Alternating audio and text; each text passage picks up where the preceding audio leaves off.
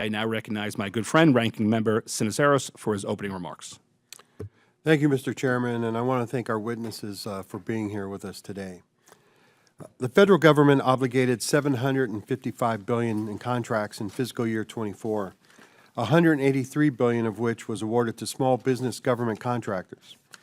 These dollars highlight the critical role small businesses play in supporting federal agency missions, but they do not paint a complete picture or reflect the health of the industrial base. Over the past decade, as the dollars have gone up, the number of small vendors in the government's ecosystem has been cut in half. The government has a recruiting and retention problem when it comes to small business. We must address both issues. Too few are signing up and too many getting out. Today's hearing is especially timely as the government is rewriting its procurement rules. We can almost all agree that the government acquisition process has become too cumbersome, too burdensome, and needs to be simplified.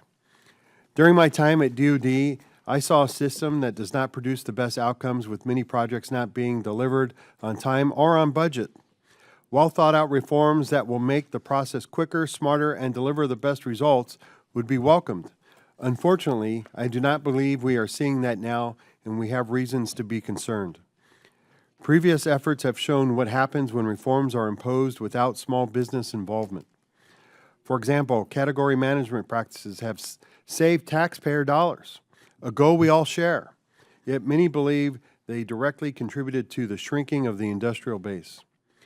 The administration recently mandated required use of certain contracting vehicles, but requiring the use of certain contracting vehicles may create barriers to entry and barriers to competition for small businesses.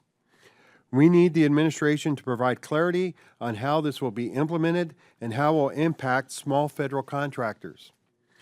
I am worried that the lack of transparency from this administration and the lack of involvement from the SBA means we may end up in a situation a decade from now needing to hold an urgent hearing on how to reverse the decline of the industrial base. This committee cannot allow small businesses to become an afterthought. We need to ensure that they are heard and their concerns are addressed. Small businesses are the ones driving innovation and bringing in talent and solutions that deliver real value to the government customer. Their success is a win-win for them and for the government. In the past 7 months, SBA has testified once before our committee. I expressed my frustration at the time that we do not have the opportunity to hear from the decision makers and discuss these issues directly. I hope we will again soon. When I asked the administrator about the FAR changes, and specifically the rule of tool in the hearing, it was unclear if the SBA had been involved. This is a troubling pattern. Rather than advocate for small business government contractors, the SBA has been AWOL. The SBA did not take any action as service-disabled veterans saw their VA contracts canceled, and many small businesses took hits from DOGE. There was no action from the SBA to support women-owned small businesses as they got kicked off contracts due to the administration's misguided DEI claims.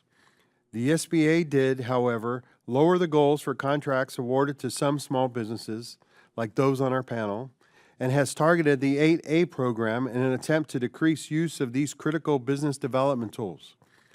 The SBA is also gutting the office whose job it is to maximize small business prime and subcontracts across the government. I will close by adding that I hope today we can counter some of the attacks we hear on small business programs. They're not handouts that small firms could not otherwise compete if we did not have these in place. Nothing could be further from the truth. Small businesses don't need handouts, nor do they want them. They want a level playing field with a fair shot to compete. I look forward to hearing from each of our witnesses about how we can help them do that. Thank you very much. I yield back.